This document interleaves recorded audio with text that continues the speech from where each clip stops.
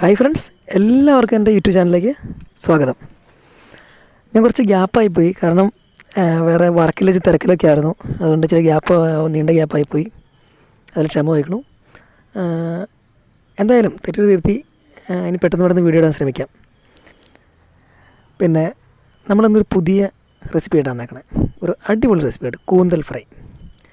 കൂന്തൽ കഴിക്കാത്തൊരു ഇന്ത്യയിലാരും ഉണ്ടാവില്ല അല്ലേ? അത്ര രുചികരമായ വിഭവമാണല്ലോ കൂന്തൽ. നമുക്ക് കൂന്തൽ ഫ്രൈ ഉണ്ടാക്കാൻ നോക്കാം. ഇതിനുവേണ്ട സാധനങ്ങൾ എന്തൊക്കെയാണെന്നും അതെങ്ങനെ ഉണ്ടാക്കുന്നതെന്നും എൻ്റേതായ രീതിയിൽ രുചിച്ചപ്പിൻ്റെ മോഡലിൽ നമുക്ക് ഉണ്ടാക്കി നോക്കാം. എൻ്റെ വീഡിയോ കാണാറുള്ള എല്ലാവർക്കും എൻ്റെ ഒരുപാട് നന്ദിയുണ്ട്. തുടർന്ന് എൻ്റെ വീഡിയോ എല്ലാവരും മുഴുവനായിട്ട് കാണണം, ആദ്യം അവസാനം വരെ കാണണം. അഭിപ്രായങ്ങൾ കമൻറ്റ് ബോക്സിൽ എന്തായാലും എഴുതണം. തുടർന്നും എല്ലാവരുടെ സഹകരണം പ്രതീക്ഷിച്ചുകൊണ്ട് നമുക്ക് വീഡിയോയിലേക്ക് പോകാം. വാ നമുക്ക് ഈ കൂന്തൽ ഫ്രൈ ഉണ്ടാക്കാൻ വേണ്ടി ഞാൻ 1/2 കിലോ കൂന്തൽ ഇതുണ്ട്. നന്നായിട്ട് വൃത്തിയായി കഴുകി ചെറിയ പീസാക്കി നുറുക്കി കൊണ്ട് റിങ് പോലെ നുറുക്കിയെടുത്തിട്ടുണ്ട്. ഇനി നമുക്ക് ആദ്യം ഇത് ഒന്ന് മാരിനേറ്റ് ചെയ്യണം. അങ്ങനെയാണ് നമ്മൾ ചെയ്യണം. അതിന് വേണ്ടി കുറച്ച് മഞ്ഞൾപ്പൊടി എടുത്തിട്ടുണ്ട്, കുറച്ച് ഗരം മസാല, കുറച്ച് മുളക് പൊടി, കുറച്ച് മല്ലിപ്പൊടി. ഇത്രയും കൂട്ടങ്ങളെടുത്ത് നമുക്കൊന്ന് മാരിനേറ്റ് ചെയ്യണം. എന്നിട്ടൊരു 15 മിനിറ്റ് വെക്കണം. പിന്നെ ഇതിലേക്ക് കുറച്ച് ജിഞ്ചർ ഗാർലിക് പേസ്റ്റ് ചേർക്കുന്നുണ്ട്. ഒരു ചെറുനാരങ്ങയുടെ കുറച്ച് ഒരു കൂടെ പിഴിഞ്ഞ് വയ്ക്കണം. അങ്ങനെ നമ്മളത് മാരിനേറ്റ് ചെയ്ത് 15 മിനിറ്റ് വെച്ചേക്കണം. അപ്പോൾ അതിൻ്റെ ഉള്ളിലേക്ക് ശരിക്കും നല്ല സാധനങ്ങൾ പിടിക്കുകയുള്ളൂ. അപ്പോൾ നമുക്ക് ആദ്യം കുറച്ച് ഉപ്പിട്ട് കൊടുക്കാം. കുറച്ച് ഉപ്പിട്ടു, കുറച്ച് മഞ്ഞൾപ്പൊടി കൊടുക്കാം, കുറച്ച്. പിന്നെ നമുക്കിടേണ്ടത് മല്ലിപ്പൊടിയാണ്. കുറച്ച് മല്ലിപ്പൊടി, എല്ലാം കുറച്ചിട്ടാണ് കേട്ടോ, ഒരുപാട് ഇടണ്ട. കുറച്ച് മല്ലിപ്പൊടി ഇട്ടു. പുറത്ത് തന്നെ മുളക് പൊടിയാണ് വേണ്ടത്. മുളക് പൊടി അവരവരുടെ എരിവനുസരിച്ച് ഇടാം. പിന്നെ കുറച്ചിട്ടത് ഞാൻ കുറച്ചെല്ലാം എടുത്ത് വെച്ചു. പിന്നെ കുറച്ച് ഗരം മസാലയും കുറച്ച് ഇട്ട് കൊടുത്തു. ഇതെല്ലാം കൂടി നന്നായിട്ട് മിക്സ് ചെയ്ത് തിരുമ്മി കുറച്ച് നേരം വെച്ചേക്കണം. ചെറുതായി ഒന്ന് അത് മിക്സ് ചെയ്ത ശേഷം നമുക്കതിലേക്ക് ജിഞ്ചർ ഗാർലിക് പേസ്റ്റ് ഇട്ട് കൊടുക്കാം. ജിഞ്ചർ ഗാർലിക് പേസ്റ്റ് അത് ഒരു സ്പൂൺ, ചെറിയ സ്പൂൺ ഇട്ട് കൊടുക്കാം. കുറേ തന്നെ ചെറുനാരങ്ങ, ഒരു ചെറിയ മുറി ചെറുനാരങ്ങ പിഴിഞ്ഞ് ചേർക്കാം. ചെറിയ മുറി. ഇനി നന്നായിട്ട് മിക്സ് ചെയ്യും. ശരിക്കും എല്ലാ ഭാഗത്തും ഒരേപോലെ പിടിക്കാൻ രീതിയിൽ നന്നായിട്ട് മിക്സ് ചെയ്യുക. എന്നിട്ട് 15 മിനിറ്റ് വരെ ഇത് റെസ്റ്റിനാണ്. അപ്പോഴേക്കും അതിൻ്റെ ഉള്ളിലേക്ക് എല്ലാം ശരിക്കും പിടിക്കും. അത് 15 മിനിറ്റ്. ഓക്കെ, ഇത് 15 ഇരിക്കട്ടെ. ഇത് ഞാൻ കുറച്ച് ചെറുള്ളി നന്നാക്കി അരിഞ്ഞെടുത്തിട്ടുണ്ട്. ശരിക്കും ഒരു പിടുത്തം ചെറുള്ളി, കുറച്ച് കറിവേപ്പില ആവശ്യമുണ്ട് കേട്ടോ. പിന്നെ കുറച്ച് ഇഞ്ചി, കുറച്ച് പച്ചമുളക്, സാധനം. ഇത് വഴറ്റിയെടുത്തിട്ട് അത് വേവിച്ച് കഴിഞ്ഞിട്ട് നമ്മൾ താളിക്കാൻ വേണ്ടി കുറച്ച് ചതച്ച വെളുത്തുള്ളി, വറ്റൽമുളക്, പിന്നെ ആവശ്യത്തിന് കറിവേപ്പില. നമ്മൾ വെളിച്ചെണ്ണ ഉണ്ടാക്കണേ. പാത്രം ചൂടായി. ഇനി നമുക്ക് അതിൻ്റെ ആവശ്യമുള്ള വെളിച്ചെണ്ണ ഒഴിച്ച് കൊടുക്കാം. ഓക്കെ, നമുക്ക് ഉള്ളി വാടിയിട്ടുള്ള വെളിച്ചെണ്ണ.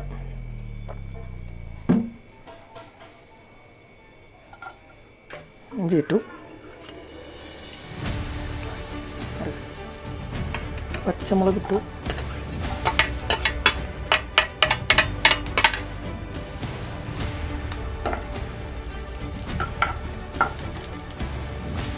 ചെറിയ ഉള്ളി ഇടാം. ഒരുമിച്ച് ഇടന്നങ്ങ് വാടിക്കോളൂ.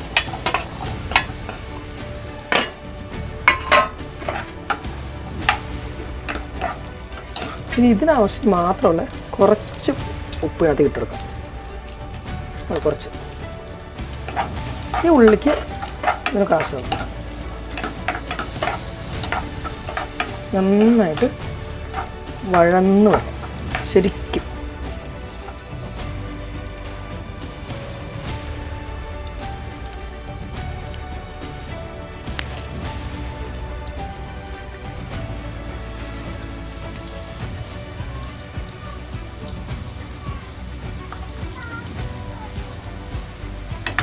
ഇടയ്ക്ക് നമുക്ക് ഇറക്കി കൊടുത്തോണ്ടിരിക്കാം, പെട്ടെന്ന് വഴന്ന് വരാൻ വേണ്ടി കേട്ടോ. കുറച്ച് കറിവേപ്പില എടുത്തേക്കാം, അതും കൂടെ അതിനോട് കിടന്ന് വാടി വരട്ടെ. ഇതിനൊക്കെ ഉണ്ടാക്കുമ്പോൾ ചെറുള്ളിയാട്ടോ ഏറ്റവും ടേസ്റ്റ്. കാരണം സവാള ഉണ്ടാക്കി കഴിഞ്ഞാൽ ഒരു മധുരം കൂടുതൽ മുമ്പോട്ട് നിൽക്കും, മധുരത്തിൻ്റെ ടേസ്റ്റ്. അതുകൊണ്ട് ചെറുള്ളിയാണ് ഏറ്റവും നല്ലത്. പ്രത്യേകിച്ച് ഇങ്ങനെയുള്ള സാധനങ്ങൾ ചെറുള്ളി ചേർത്തുണ്ടാക്കുക, പിന്നെ വെളിച്ചെണ്ണയിൽ ഉണ്ടാക്കുക, അതൊക്കെ ഒരു പ്രത്യേക ടേസ്റ്റ് തന്നെയാണ്.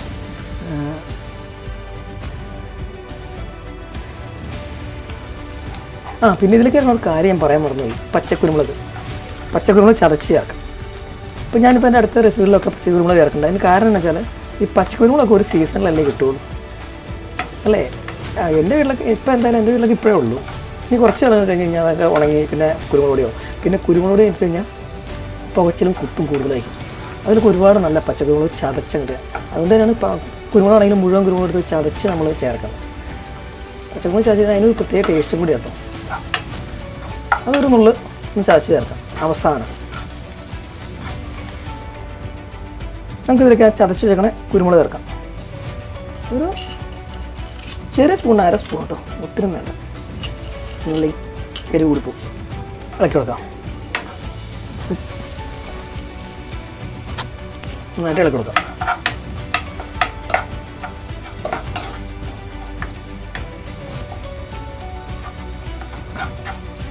കുരുമുളക് ചെയ്തപ്പോൾ അതിൻ്റെ ഇടം മണം വരുന്നുണ്ട്, നല്ല ടേസ്റ്റ് കേട്ടോ. വെളുത്തുള്ളി നമ്മൾ താളിക്കുമ്പോൾ അവസാനം ചേർക്കേണ്ടത്, അതുകൊണ്ടാണ് വെളുത്തുള്ളി ചേർക്കാത്തത്. ഇഞ്ചി മാത്രമേ ചേർക്കാം. പിന്നെ ജിഞ്ചർ ഗാർലിക് പേസ്റ്റ് ചേർത്തേണ്ടല്ലോ, അതുകൊണ്ടാണ് ഇഞ്ചി മാത്രമേ ചേർത്തതുകൊണ്ട് വെളുത്തുള്ളി നമ്മൾ പുറത്ത് വേർത്ത് ചേർക്കും. ആ പച്ചക്കുരുമുളകും ഇഞ്ചിയും ചെറുള്ളിയും കൂടി ആ വെന്ത് അതിനകത്ത് യോജിച്ച് തന്നെ ഒരു അതാണ് ഇതിൻ്റെ പാകം. ഈ സമയത്ത് പച്ചക്കുരുമുളക് കിട്ടാനില്ലെങ്കിൽ മറ്റേ കുരുമുളകും ചതച്ച് ചേർത്താൽ കേട്ടോ. പൊടി ചേർക്കണൊക്കെ നല്ല ചതച്ച് ചേർക്കാൻ തന്നെ എപ്പോഴും. നമ്മുടെ ചെറിയ ഉള്ളിയും കുരുമുളകും പച്ചമുളകും ഇഞ്ചിയും നല്ല വഴന്നു വന്നിട്ടുണ്ട്. ഓക്കെ ഇതുണ്ട്. ഇനി നമുക്ക് ഇതിലേക്ക് പൊടികൾ ചേർക്കാം. നമ്മൾ ആദ്യം മാറ്റി വെച്ചതിനകത്ത് നിന്ന് എന്താ പറയുക,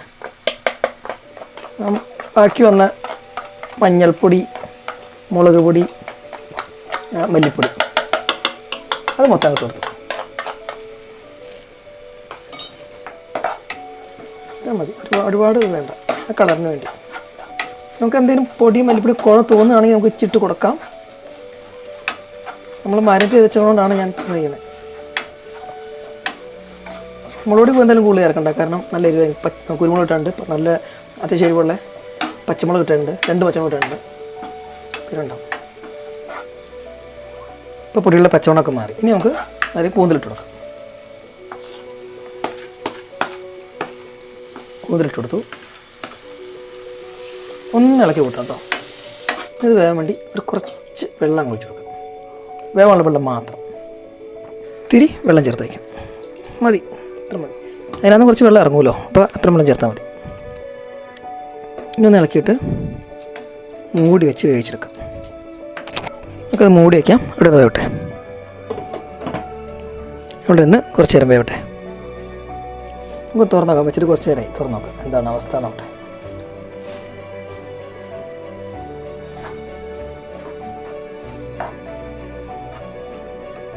വെള്ളമൊക്കെ പുറത്തു വന്നു. പകുതി ആവാറുണ്ട്, പകുതിയല്ല, 3/4 ഭാഗമായി. ഇനി തുറന്നു ചോദിച്ചാൽ അപ്പോൾ വെള്ളം വറ്റി വരുമ്പോഴേക്കും കറക്റ്റ് വേവാവും.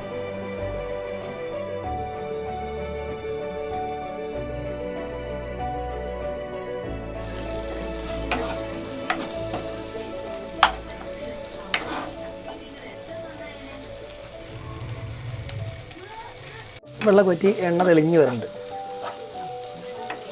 നല്ല സൈഡിൽ എണ്ണ തെളിഞ്ഞ് വരുന്നുണ്ട്.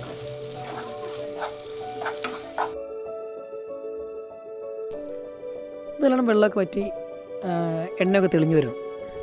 അപ്പോൾ ഈ അവസ്ഥയിൽ നമുക്ക് താളിക്കാനാണ് നോക്കണ്ടേ. നമുക്കത് ഇനി കടുക് പൊട്ടിക്കാം. വേറൊരു പാത്രം ഞാൻ അടുപ്പത്ത് വെച്ചു. അതിലേക്ക് കുറച്ച് വെളിച്ചെണ്ണ ഒഴിച്ചു കൊടുത്തു. കുറച്ച് വെളിച്ചെണ്ണ ചൂടായി വരുമ്പോൾ നമുക്ക് കടുക് ഇട്ട് കൊടുക്കാം. ആവശ്യമുള്ള കടുക് ഇട്ടു. കടുക് നന്നായിട്ട് പൊട്ടി വരട്ടെ.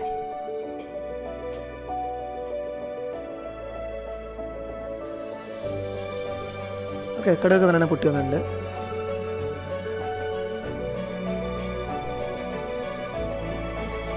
ഓക്കെ, ഇനി നമുക്ക് വറ്റൽമുളക് മുറിച്ചത് ചേർക്കാം. കുറച്ച് വെളുത്തുള്ളി ചതച്ച് ചേർക്കണം, അതും ചേർക്കാം.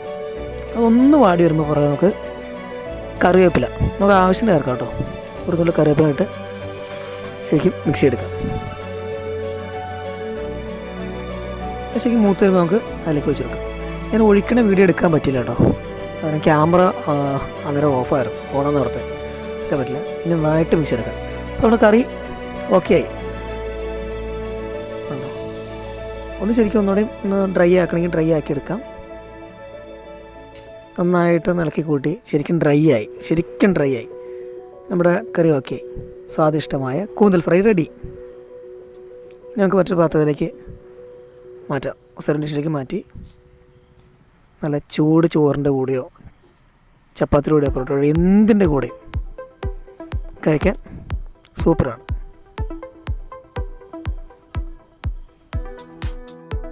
എൻ്റെ വീഡിയോ എല്ലാവരും കാണണം, എല്ലാവർക്കും ഇഷ്ടപ്പെടുന്ന പ്രതീക്ഷിക്കണം.